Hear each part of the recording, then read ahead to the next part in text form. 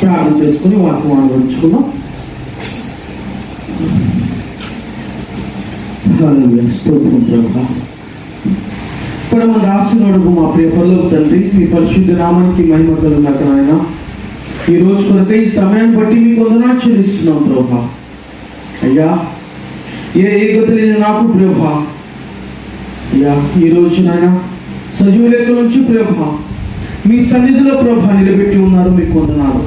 మీ మాటలు చెప్పుతానికి ప్రభా నిలబెట్టి ఉన్నారు, మీకు వందనాలు.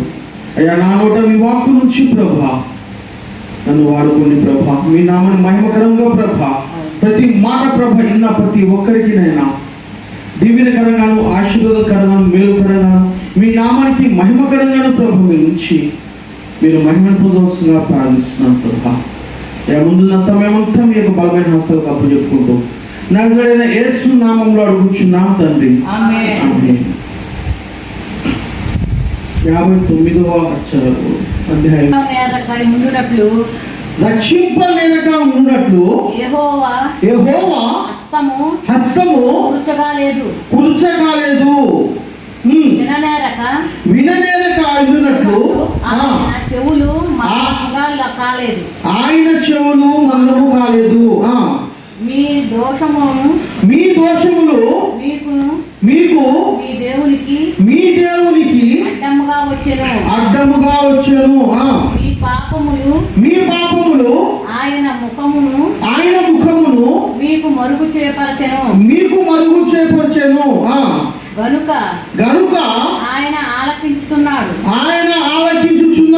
మీ చేతులు రక్తము చేతను మీ వేళ్ళు దోషము చేతను అపవిత్రపరచబడి ఉన్నవి. మీ పెదవులు అబద్ధములాడుచున్నవి. మీ నాలుక కీడును బట్టి మాట్లాడుచున్నది. నీతిని బట్టి ఎవడును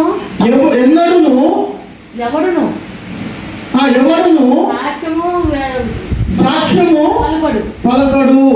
చాలు చూడండి, యెషయా గ్రంథంలో దేవుడు ప్రవక్త అయిన యెషయా చేత దేవుడు పలికించిన మాట ఇజ్రాయెల్ ప్రజలకి, మిమ్మను రక్షించుటకు నా హస్తము అంటున్నాడు. ఆయన హస్తము కూర్చోగాలేదు, ఆయన చెవులు మందము కూడా కాలేదు. కానీ ఎందుకు రక్షించలేకపోతున్నాడు జనానికి? ఇప్పుడు చాలా మంది చాలా విధాలుగా ప్రతి ఒక్కరు మనం చూస్తుంటాం కదా, మనము చూస్తుంటాము. ఇప్పుడు దేవుడు నమ్మిన పిల్లలనే కాదు, దేవుడు నమ్మిన వాళ్ళనే కాదు, కాకపోయినా సరే అన్నిలు కూడా ఇతరులు దేవుడిని తెలియని వాళ్ళు కూడా చాలా బాధపడుతుంటారు, చాలా కష్టపడుతుంటారు. మనం కూడా పోతా చూస్తుంటాము, ఈ పరిస్థితి ఏంటి, ఈయనకి ఈ పరిస్థితి ఏంటి, ఈయనకి ఈ పరిస్థితి ఏంటి, ఇంత ఘోరమా అని కూడా మనకు కూడా ఒక్కొక్కసారి బాగా అనిపిస్తుంది. అయితే ఎందుకంట, అయితే ఆయన వాళ్ళని రక్షించలేడా? దేవుడు రక్షించగలుగుతాడు. ఈ భూమి అంతటికి ఆయన దేవుడైనప్పుడు, మనమందరం ఆయన పిల్లలమైనప్పుడు ఆయన మనకి రక్షించలేడా అంటే రక్షిస్తాడు, ఖచ్చితంగా రక్షిస్తాడు. అయితే ఏమడ్డమాయను? మన దోషములు, మన పాపములు, మనం చేసే ప్రతి క్రియ ఆయనకి అడ్డముగా, ఆయనకి ముఖము కప్పినట్టేసినట్ట. చూడండి, ఎదుటి మనిషి, ఇప్పుడు మనం ఇంట్లో ఉన్నాము, రోడ్డు మీద మనిషి మనకు కావాలంటే ఏం చేయాలి? బయటకు వెళ్ళాలి. లేదా బయట ఉన్న మనిషికి, లోపల ఉన్న మనిషికి కావాలంటే ఏం చేయాలి? ఆ యొక్క తలుపు తీయాలి. ఆ తలుపు తీయకుండా, దానికి ఉన్న పరద తీయకుండా మాట్లాడితే ఏమంటే మాటలు వినిపిస్తే కానీ కనబడదు, అవునా? అయితే మామూలుగా చెవులు దూది పెట్టుకున్నప్పుడు మనం చెప్పి వినిపిస్తుందా? వినపడదు. అయితే వీటన్నిటికీ అడ్డం ఏముందంటే మన యొక్క దోషములు, మన యొక్క పాపములు అడ్డముగా ఆయనకి ఒక అడ్డుగోడగా ఉన్నాయి. అయితే ఇక్కడ ఒకసారి ఆలోచించేద్దాము. ఆయన అంతగా బతిమాలుతున్నాడు, మిమ్మల్ని రక్షించుటకు నా చెయ్యి గురచకాలేదు, మిమ్మల్ని కాపాడడానికి నా యొక్క మీ యొక్క మొర నేను వినుటకు నా యొక్క చెవులు మందం కాలేదు అంటుడు. అయితే ఎవరి వైపు తప్పు ఉన్నదైతే తప్పు మన వైపే ఉన్నది. ఆయన యథార్థంగానే ఉన్నాడు. ఆయన ఆది నుండి ఈ రోజు దాకా ఆయన యథార్థంగానే ఉన్నాడు. ఆయన భూమి ఆకాశములు గతించినాము, ఆయన మాట పొల్లైనా తప్పదు. అయితే పొరపాటు ఎవరిది? మనది. చాలా మందిని చూస్తాము, చాలా మంది చూస్తాం. అవసరానికి మట్టికే, అవసరం తిరిగిపోతే దేవుడు తెలుసు కానీ పట్టించుకోరు. అయితే అవసరం ఆపద ముక్కులు మొక్కేవాళ్ళంటే దేవునికి చాలా అసహ్యం అంట. ఆ రోజుల్లో ఇజ్రాయెల్ ప్రజలు కూడా చాలా ఇసుకించుకున్నాడు ఆయన. చూడండి, ఇజ్రాయెల్ ప్రజల గురించి చూస్తే ఆ రోజు నుంచి ఈ రోజు దాకా మనిషి అన్నవాడు దేవుడు సూచించిన వాడే కదా. ఆ రోజు నుంచి ఈ రోజు దాకా, ఆ రోజు అంటే దేవుని యొక్క రక్షణ అంటే లేదు, అంటే కృపకాలం లేదు, దేవుడు అంత సన్నిహితంగా లేడు. దేవుణ్ణి ఏమన్నా అడగాలంటే ఏం చేయాలి తెలుసా? ఇప్పుడు ఈ రోజు నువ్వు పిలుస్తున్నావు కదా, ఏమని? అయ్యా, తండ్రి, నాయనా, యేసయ్యా నువ్వు అంటున్నావు కదా. ఆ అవకాశం నీకు ఆ రోజుల్లో లేదు. నీకేమైనా ఆపద వచ్చినా, నీకేమైనా శ్రమ వచ్చినా ఏం చేయాలి? నువ్వు ఆ యొక్క గుడారం కాడికి వెళ్ళాలి, ఆ యొక్క పరిశుద్ధ స్థలం కాడికి వెళ్ళాలి. అతి పరిశుద్ధ స్థలం కాడికి వెళ్తే అది ఆయన ఏం చేస్తాడ? యాజకుడు కదా, యాజకుడు ద్వారా నీ యొక్క సమస్య ఆయన తెలుపుతాడు. అయితే ఈ రోజు నీకు ఎంత అవకాశం ఉంది? ఒక కన్న తండ్రితో మాట్లాడుకునేంత స్వేచ్ఛ ఉంది, చనువు ఉన్నది నీకు. అయితే ఈ రోజు మనం ఎందుకు ఆయన చులకనాయను? ఎందుకు అంత చులకనాయను అంటే మనిషికి కృప ఎక్కువ కాపట్టం కాబట్టి, కృప ఎక్కువ. ఆయన ఏమన్నా అంటే ఈ రోజులో ఇంకా నేను కఠినంగా శిక్షిస్తే ఎక్కడ నాకు దూరం అయిపోతాను, సస్తానో బతుకుతానో, రేపు తెల్లారి నేను చూస్తానో లేనో, సూర్యోదయం చూస్తానో లేనో అన్న పరిస్థితి నుండి దేవుడు ఈరోజు మనల్ని ఇంత సురక్షితముగా ఆయన యొక్క మందిరములో ఆయనని మొక్కటానికి, ఆయన సేవిస్తానికి, ఆయన పూజిస్తానికి ఇంత మంచి మనకు అవకాశం ఇచ్చినాడు. అయితే ఆ కృతజ్ఞత ఈ మానవాళికి లేదు. ముఖ్యముగా అన్నిటికైనా సరే జాలి కలుగుతుందేమో, కానీ ఈ దేవుడిని నమ్ముకున్న ఈ క్రైస్తవము అని పేరు పెట్టుకున్న ఈ మతం ముసుకులు ఉంటారు చూడండి, ఈ ప్రజలకు అసలు జాలి అనేది ఉండదు. పేరు కోసమే ఈ యొక్క క్రైస్తవం, పేరు కోసమే నేను నమ్ముకున్నా, ఈ పేరు కోసమే నేను బాప్తిజం తీసుకున్నా. ఎవరిని ఉద్ధరిస్తానికి? ఆయన ఉద్ధరిస్తామా? దేవుడు మన. అయితే మనము జాగ్రత్త పడాలి. ఆయన అంటున్నాడు కదా, మిమ్మల్ని ఎలాంటి పరిస్థితి అయినా సరే మిమ్మల్ని కాపాడటానికి నా చెయ్యి కుర్చకాలేదు. మీరు ఎలాంటి ఆపదలో ఉన్న మీ యొక్క మొరను, మీ ప్రార్థనను నేను వినటానికి మన చెవులు మందం కాలేదు. అయితే ఎవరి వల్ల ఇవ్వకపోతున్నాడు అంటే మన వల్లనే. అయితే మనం ఏం చేయాలన్నప్పుడు అంటే మనము అనుదినము, చాలాసార్లు చెప్పిన దినము మన యొక్క ప్రవర్తన మార్చుకుంటున్నాలి. ఎప్పుడు 10 సంవత్సరాల నుంచి ఇప్పుడు ఉన్నదే ఇప్పుడు ఉంటే లాభం లేదు. ఇప్పుడు సపోజ్గా 10 సంవత్సరాల కింద ఉన్న రేట్ ఇప్పుడు ఉందా? 10 సంవత్సరాల వస్తువు ఇప్పుడు ఆ యొక్క పరిస్థితి ఇప్పుడు ఉందా? మారింది కదా, అన్ని మారింది. అంటే మనం కూడా మారాలి, కాలక్రమముగా మనము కూడా మారుతుండాలి. అప్పుడే మన జీవితానికి అర్థమవుతుంది. నువ్వు ఎప్పుడో ఉపవాసాలు చేసిన 1-3 రోజులు అంటే కావాలి. మనము ప్రయత్నించాలి. ఇగో మనం చాలాసార్లు చాలాసార్లు చదువుకున్నాము. హల్లెలూయా హల్లెలూయా. చదువుని 2:3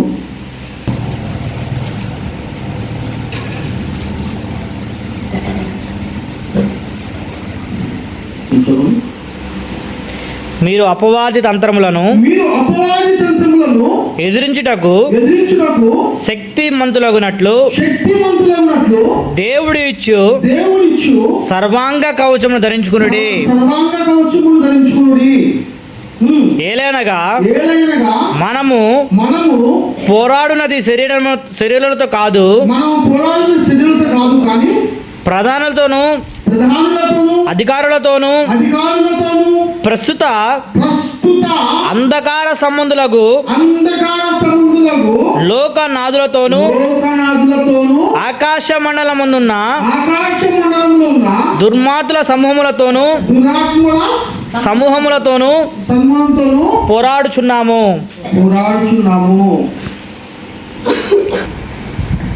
మనము మీరు అపవాది తంత్రములను ఎదిరించాలంటే ఏం చేయాలంట? సర్వాంగ కవచమును ధరించుకోవాలి. అయితే ఈ సర్వాంగ కవచము ధరించాలంటే, ఆ కవచం ధరించాలంటే ఏం చేయాలి? ఆ కవచం ఎలా ధరించాలో మనకి తెలియాలి కదా. ఇది తెలిస్తేనే ఆ కవచము మనం ధరించగలుగుతాము. ఆ కవచం ధరిస్తేనే ఎదుర్కోవాని యొక్క బాణములు మనకి తగలకుండా మనము కాపాడగలుగుతాము. అయితే ఈ కవచము అనేది ఎలా వస్తుందంటే, ఆత్మీయంగా నేను చెప్తున్నా, మీరు బాప్తిజం తీసుకున్నారు, బాగానే ఉంది, సంవత్సరాలు అయిపోయింది బాప్తిజం తీసుకొని. మీరు ఉపవాసం గురించి ఆలోచించిందా? ఇప్పుడు యేసు ప్రభు వారు ఆయన బాప్తిజం తీసుకుని ఏమంటే ఎరిగిపోయినండి, మందిరానికి పోయినా,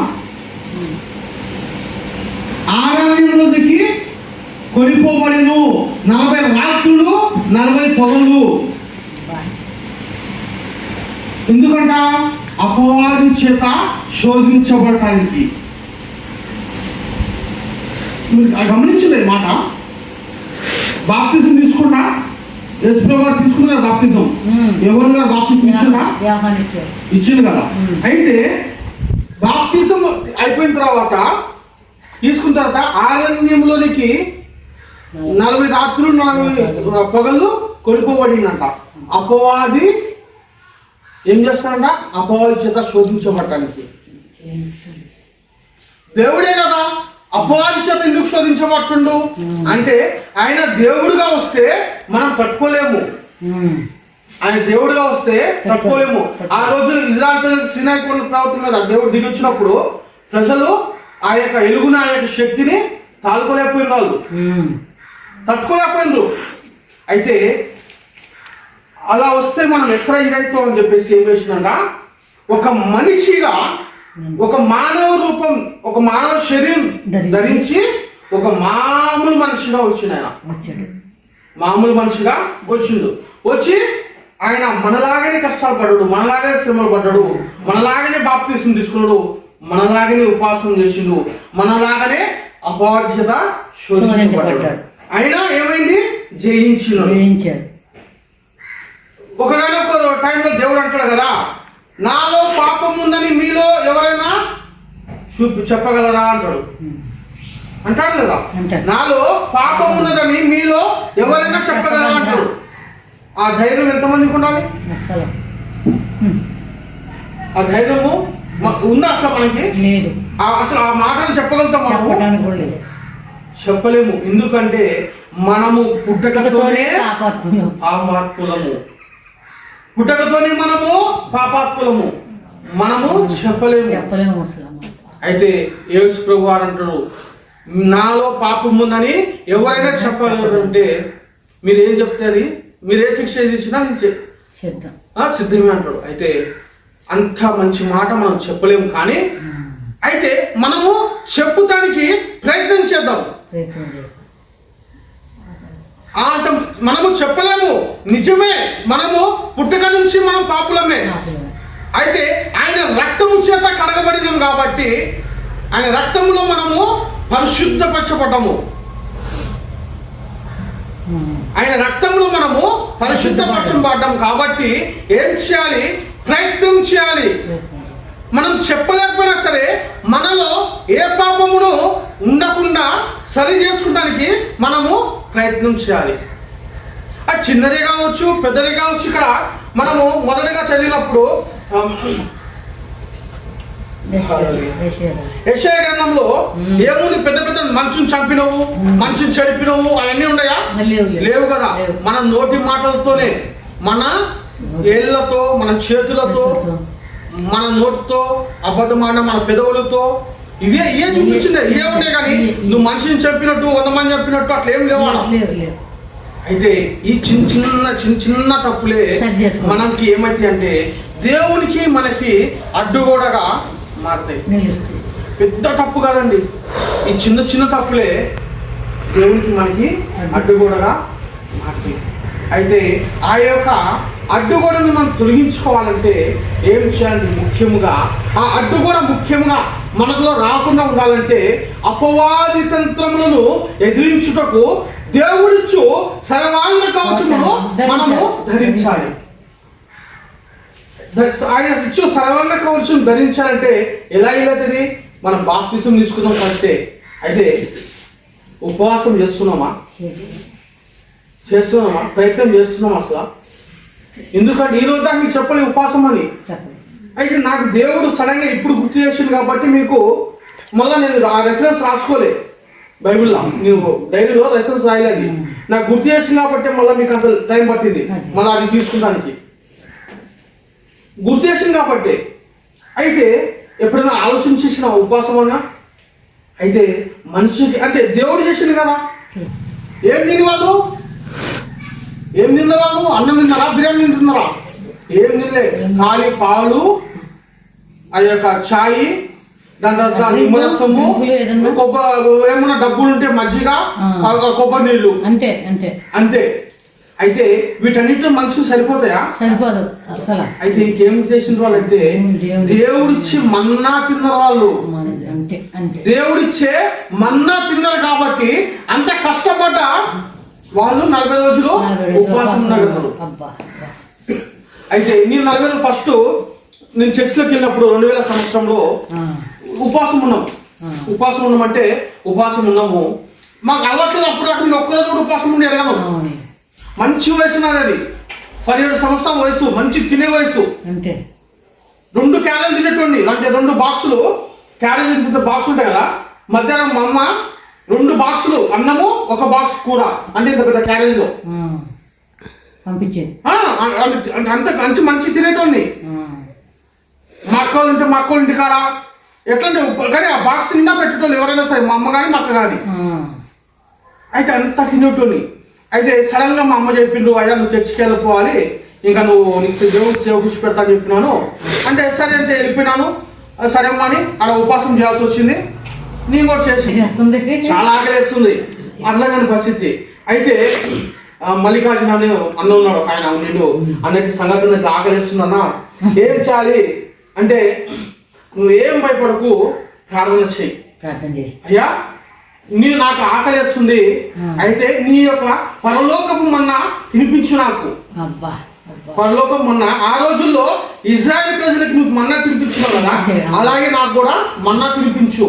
నీ ఆత్మీయంగా నాకు బలపడటానికి నాకు సహాయం చేయమని ప్రార్థన చేసిన. అలా ప్రార్థన చేసినాను. అదే రోజు రాత్రి మన పాస్టర్ అంటే దేవుడు సరిగ్గా మనకు కనపడదు కదండి. మన అయితే పాస్టర్ గారు, పెద్ద పాస్టర్ గారి ద్వారా ఆయన నన్ను ఎక్కడికో తీసుకెళ్ళి ఎడారిలోకి తీసుకెళ్ళి ఏమో తినిపిస్తున్నాడు. నాకంత గుర్తులేదు కానీ మంచిగా కడుపుతో మంచి తింటాను అంట. ఇంకా అది ఇది తినయా అంటున్నా. తిన్నాను, మంచి కడుపు నిండిపోయింది. తెల్లారి లేచి అన్న ఇట్లా సంగతి అన్న, నాకు ఇట్లా అంకుల్ పాస్టర్ అంకులు ఇట్లా తినిపించిండు అంటే తెల్లారి జర హుషారు అనిపిస్తుంది. ఇట్లంటే నువ్వు నాకు ప్రార్థన చేసుకుంటావు అంటే, అయితే నీకు దేవుడు మన్నా తినిపించిండు, నీకు ఇంకా భయం లేదు అన్నాడు. 41 రోజు దేవుని యొక్క ఉపాసంలో ఉండడానికి దేవుడు కృప చూపించిండు. ఆ 40 రోజులు ఉపాసం ఉంటే ఖాళీ ఉన్నామా? ఖాళీ లేము.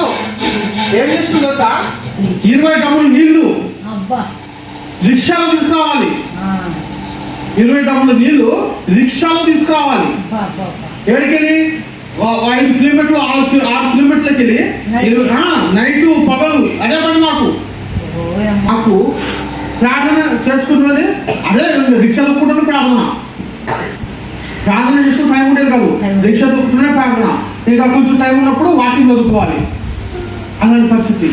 అయితే అంత కష్టపడినా సరే దేవుడు మాకు జయం ఇచ్చినాడు, జయము ఇచ్చినాడు. అయితే మీరు ప్రయత్నం చేయండి. ఆ యొక్క 40 రోజుల్లోనే దేవుడు నాకు సేవకు పిలిచినాడు. ఆ 40 రోజుల్లోనే అపవాదిని జయించడానికి దేవుడు నాకు శక్తినిచ్చినాడు. నేను చెప్తున్నానమ్మా మీకు, ఇది నేను దేవుని దగ్గరికి పొందుకున్నాను కాబట్టి మీకు చెప్తున్నా. దేవుని సన్నిధిలో నాకు దేవుడు సేవ పిలిచినాడు. అదే 40 రోజుల్లో అక్కడ అంతకుముందు నాకు ఒక యాప చెట్టు, అది యాప చెట్టు ఏంటి అది సెందికి యాప ఈత చెట్టు ఆ మూలకు ఉంది. అప్పుడు ఇప్పుడు బాత్రూమ్ ఉంది కదా, ఆ బాత్రూమ్ ఉన్న ప్లేస్ లో మూలకి ఈత చెట్టు ఉంది. ఇట్లాగే ఉన్నాము. అయితే అక్కడి నుంచి జనాలు తండోపతండాలుగా వస్తున్నట్టు దేవుడు చూపించినాడు. అది 40 రోజుల్లోనే అక్కడే. అప్పుడు ఇక్కడ చర్చి లేదు, చర్చి ఉండింది ఆడ, చర్చి ఉండింది ఆడ. అయితే దేవుడు అక్కడి నుంచి వస్తున్నట్టు నాకు చూపించినాడు. నాకేదో తెలియదు అప్పుడు. అయితే మా పెద్దమ్మ ఉండింది, ఆమె చెప్పినట్టు సంగతి అమ్మ మా పెద్ద పెద్దమ్మ అక్కడ ఊర్లో హైదరాబాద్ ఉన్నాను. అయితే అప్పుడు ఆమె చర్చి ఉండాలని మేము మనకు తెలియదు ఇక్కడ. అయితే అప్పుడు 40 రోజుల్లో అపవాదిని జయించడానికి దేవుడు నాకు శక్తినిచ్చినాడు. ఎలా అంటే ప్రార్థన చేస్తున్నప్పుడు కల్లోనే పెద్ద విడాలి. అయితే మీరు గమనించిందా, ఇప్పుడంటే రోడ్లు పెద్దగా ఉన్నాయి, అప్పట్లో సింగిల్ రోడ్ ఉండేది. అయితే ఇక్కడ చెట్లు ఉండేది. చెట్లు మన హైవేలో వెళ్తుంటే కావాల్సిన ఎదురుకి వెళ్ళాలి. ఇట్లా హైవేలో ఏముంటుండే సింగిల్ రోడ్ ఉంటుండే, ఇక్కడ చెట్లు ఉంటుండే. అది ఇట్లా గుబూరు ఉంటుండే, ఇట్లా గుబూరు ఉంటుండే కదా, అట్లా గుబూరు ఉంటుండే మొత్తం. మధ్యలోకి బస్సులు కానీ బండి కూడా వెళ్తుండే. అయితే అలా ఏమున్నాయంటే శాఖల్లో పాములు ఉన్నాయి. నేను ఇంత ఉన్నా, నేను ఇంతే ఉన్నా అంటే అంత ఎత్తుగా ఈ పాములు ఇక్కడ సైడు పరుగులు తీసుకొని ఇట్లా ఊరు ఉన్నాయి, కడుగు చూపు మేరకు అట్లాగే.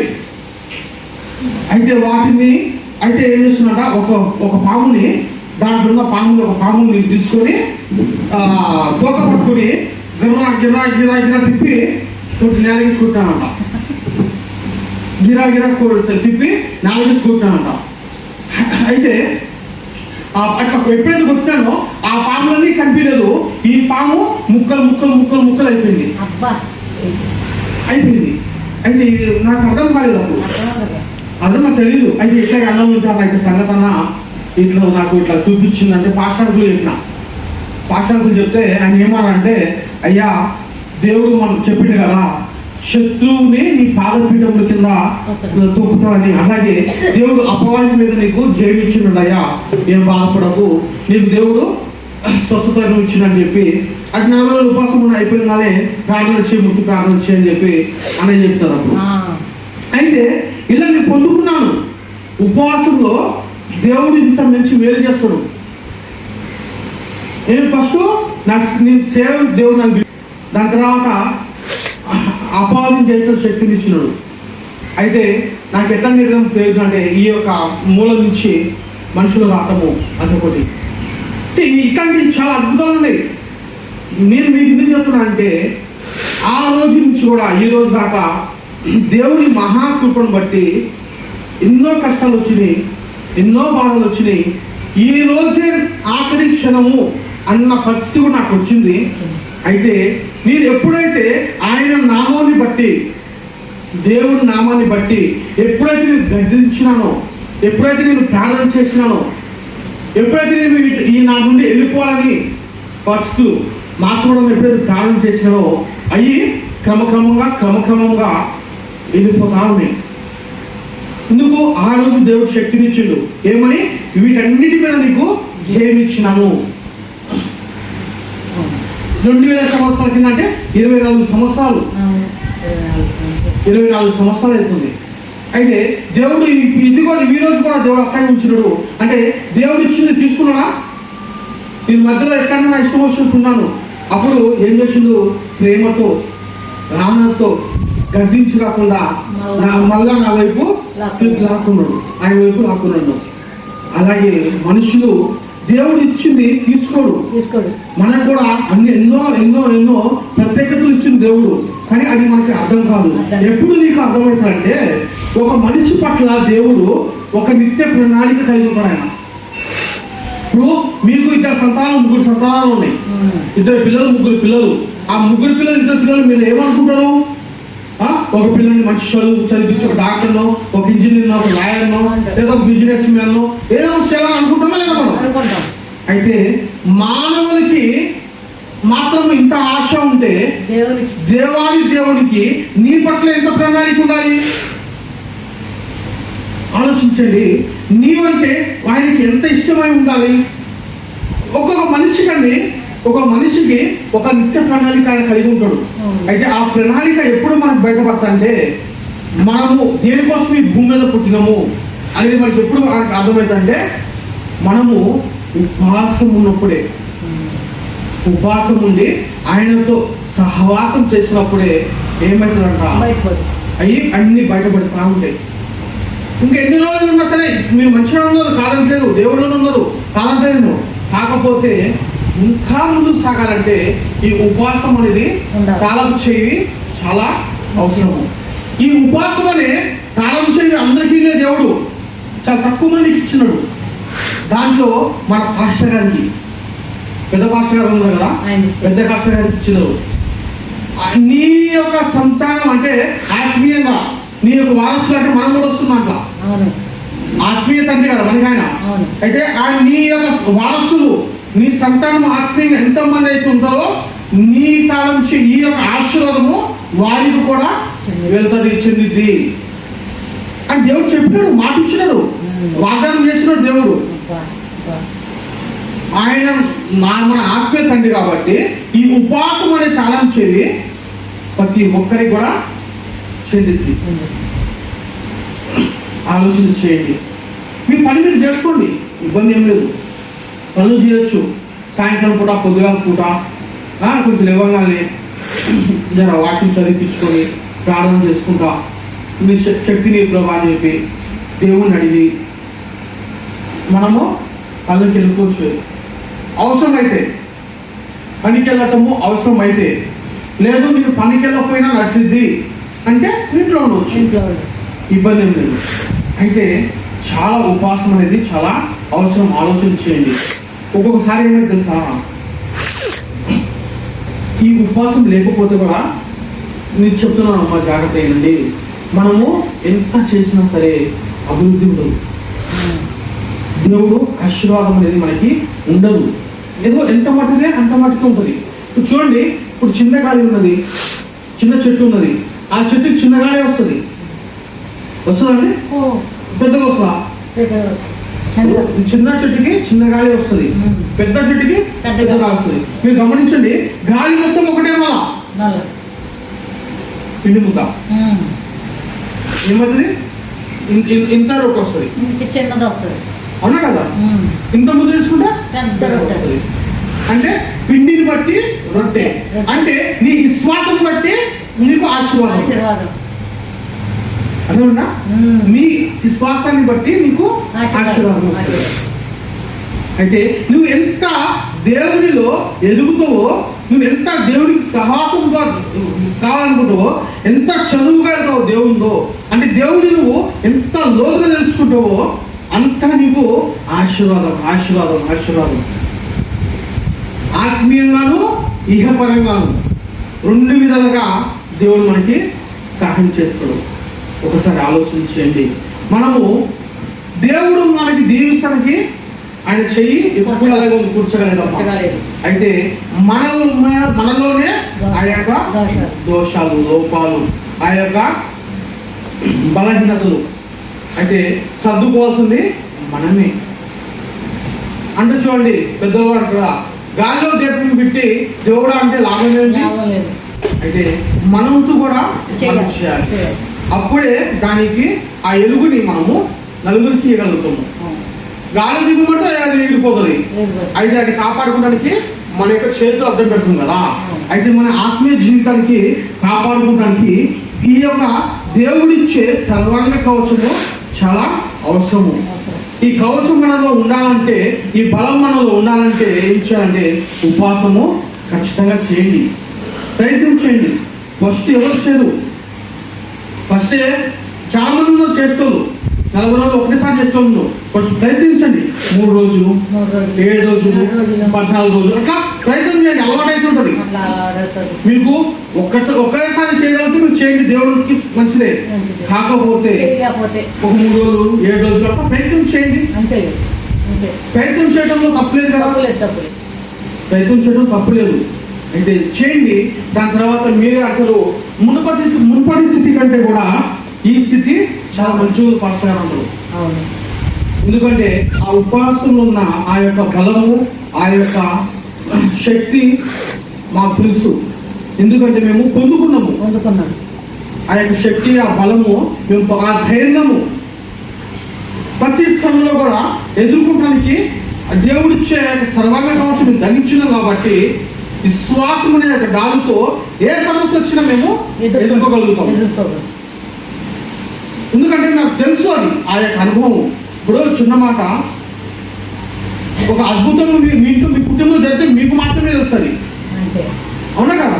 ఇప్పుడు మీరు నాకు చెప్పిన అనుకోండి, పాస్టర్ గారు నాకు ఇంత కుటుంబంలో ఇంత అద్భుతం జరిగిందంటే అవునా అమ్మా మంచిది అమ్మా అంటాం. అంతేగాని ఆ యొక్క అనుభవం, ఆ యొక్క అద్భుతం ఎరిగిన వరకే ఆ యొక్క రుచి మాత్రం తెలుసు, ఆ యొక్క ఆనందం తెలుసు, ఆ యొక్క పొందిన ఆ యొక్క అనుభూతి అనేది వాళ్ళకి మాత్రమే అర్థమవుతుంది, బయట వాళ్ళకి అర్థం కాదు. చెప్పడం మటుకు అమ్మ మంచిదే కదా, సంతోషమే కానీ కలుగుతాం, కానీ దాని యొక్క రుచి, ఆ యొక్క అనుభవం, ఆ యొక్క దాని లోతులు మనకు తెలియవు. అయితే మీరు ప్రయత్నించండి ఉపవాసం ఉండటానికి, దేవుడి చేత సరళ కవచం పొందుకోవడానికి, ఈ విశ్వాసం అనే డాలు మీరు చేపడటానికి. ఈ అపవాది పెట్టి ఈ యొక్క తంత్రంలో చూడండి, వాటిని మీరు ఎదుర్కోవటానికి ఈ యొక్క ఉపవాసం అనే డాలు చాలా అవసరం ఉంది. ప్రయత్నం చేయండి. అయితే దేవుడు మనకి ఆశీర్వాదం ఉన్నాయి. ఇప్పుడు ఏమైనా పాస్టర్ గారు దేవుడు నాకు చూస్తున్నాడంటే దేవుడు మీరు చూసారు కదా, మీరు ఇంటికి వచ్చింది అంతే. ఇప్పుడు మాకు దేవుడు ఆశీర్వదిస్తున్నాడా, దేవుడు మా పట్ల కృప చూపుతున్నాడంటే ఆయన కృప చూపించింది కాబట్టి మనం ఇక్కడ కూర్చున్నాము. లేకపోతే రాలేము. మనము ముక్కు మీద చేసుకుని చూస్తాం, గాలి పీల్చుకుంటున్నామా అంటే బతుకున్నామంటే దేవుడు ఇంకో రోజు మనకు దేవుడు ఇచ్చిండే, అంతకంటే మంచి భాగ్యం లేదు. కానీ ఆయనకి కృతజ్ఞతగా మనము తెలపాలి కదండి. ఇప్పుడు ఎదుటి మనిషి వందనాలంటే మనం కూడా వందనాలి. ఆ వందనాలంటే అంటే ఇంకోసారి ఇల్లు ఇస్తాడు, నువ్వు వేస్తా అవునా కదా. అంటే ప్రతి నమస్కారం చాలా అవసరము. అయితే దేవుడు మనకి కృపనిచ్చింది కాబట్టి మనము ఎలా ఆయన కృతజ్ఞత తెలపాలి? ఇలా ప్రార్థన మూలంగా, ఇట్లా కృతజ్ఞతగా, లేదా ఇట్లా కానుకలుగా, లేదా అయితే మామూలుగా ఇంకొంచెం దేవుడి స్నేహం అవసరము. ఇప్పుడు రోజు అక్కడ అర్థంగా ప్రార్థన చేస్తాం, అయ్యా ఈ రోజు నాకు మంచి చేసినాం కదా, ఇంకో పావుగంట నీతో గడుపుతానయ్యా, అది చాలా సంతోషము దేవుడికి. అలా నీ యొక్క ఆత్మీయ జీవితం పెరిగింది, నీ కుటుంబ పరిస్థితులు మారుతాయి, నీ కుటుంబీకులు మారుతారు, నీ వంశాలు మారుతాయి, నీ ప్రాంతాలు మారుతాయి. అయితే ఇవన్నీ మారితే ఏం ఎవరికి లాభం అంటే మా కుటుంబానికి. ఎవరికి లాభం అంటే దేవుడికి లాభం. దేవుడు ఆనందిస్తాడు. నిన్ను బట్టి ఇంత మంది మారితే ఎంత ఆనందం తెలుసా? చూడండి, 10 మందిలో నీ కుమారుడు పరుగుపోతే ఫస్ట్ వస్తే నీకు ఎంత మంచిది, ఆనందమా కాదా? అయితే నీ ఒక్కదాన్ని బట్టి నీ ప్రాంతాలు, నీ కుటుంబాలు, నీ వంశాలు మారింది అంటే దేవునికి ఎంత ఆనందము. అయితే ఒకసారి ఆలోచించేద్దామండి. సంవత్సరాలు అయిపోతున్నాయి, వస్తున్నాం పోతున్నాం, కానీ మన వల్ల ఒక్క ఆత్మను రక్షించబడదా? ఒక్క ఆత్మను రక్షించబడదా అండి? రక్షించబడదా ఒక ఆత్మన్న? ప్రయత్నం చేసినామా? మనము ప్రయత్నం చేసినామా? సరే, ప్రార్థన చేసినామా? వాళ్ళ కోసము, మన కోసమే మన ప్రార్థన, మన పిల్లల కోసమే మన ప్రార్థన, మన కుటుంబం కోసమే ప్రార్థన, మన సమస్యలు, మన అప్పులు, మన బాగుండాలని మన కోసమే ప్రార్థన. కానీ ఇతరుల కోసం ఎప్పుడైనా కన్నీటితో ప్రార్థన చేస్తావా? దేవుడు అన్నాడు, నిన్ను వలె నీ పొరుగువాడిని కూడా ప్రేమించమన్నాడు దేవుడు. అయితే నీ సపోజ్గా చెప్తున్నాను, నీ కుటుంబంలో బాధ వచ్చినప్పుడు నువ్వు ఎంత లోతుగా, ఎంత కష్టంగా, ఎంత బాధగా దుఃఖించి దేవుని ప్రాణాలు పట్టుకుంటావో, ఎదుటి వ్యక్తి గురించి, ఆ మనిషి గురించి నువ్వు ఎప్పుడైనా దేవుని గురించి ప్రార్థన చేసినావా? కన్నీటితో ప్రార్థన చేసినావా? ఆ కన్నీటి విత్తనాలు విత్తినవా? అంటే దేవుడు రేపు నీకు అడిగితే నువ్వు ఏం చెప్తావు సమాధానం? దేవుడు నీకు సమాధానం అడిగితే ఏం చెప్తావు? మనం ఆలోచన చేయాలి. నీకేమి, నీ ఆస్తి ఇవ్వమంటున్నాడు దేవుడు, డబ్బులో ఇవ్వమంటున్నాడు, ఏమింటున్నాడు? కన్నీటి ప్రార్థన. ఎదుటి వాళ్ళ గురించి కూడా నువ్వు ప్రార్థన చేయి. నీ కుటుంబం గురించి నువ్వు ప్రార్థన చేసినప్పుడు ఎదుటి కుటుంబం గురించి నువ్వు ప్రార్థన చేయి. నీ చుట్టుపక్కల వాళ్ళ గురించి ప్రార్థన చేయి. నీ ఎదుటి వాళ్ళ ఎనకిటి వాళ్ళ గురించి ప్రార్థన చేయి. నీ బంధువులు, నీ వంశాలు, నీ ప్రాంతాలు, వీటి గురించి నువ్వు ప్రార్థన చేసే బాధ్యత మనకున్నది. బాధ్యత మనకున్నదండి. రేపు నాడు దేవుడు ఖచ్చితంగా లెక్కడుతుడు. ఇది ఖచ్చితంగా లెక్కడుతుడు. మనము నిర్లక్ష్యం చేయొద్దు. ఈ విషయము నిర్లక్ష్యం మాత్రం చేయొద్దు.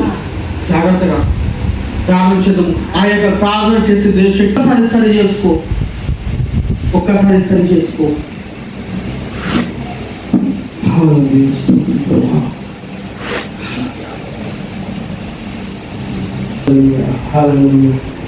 యేసు స్తోత్రము.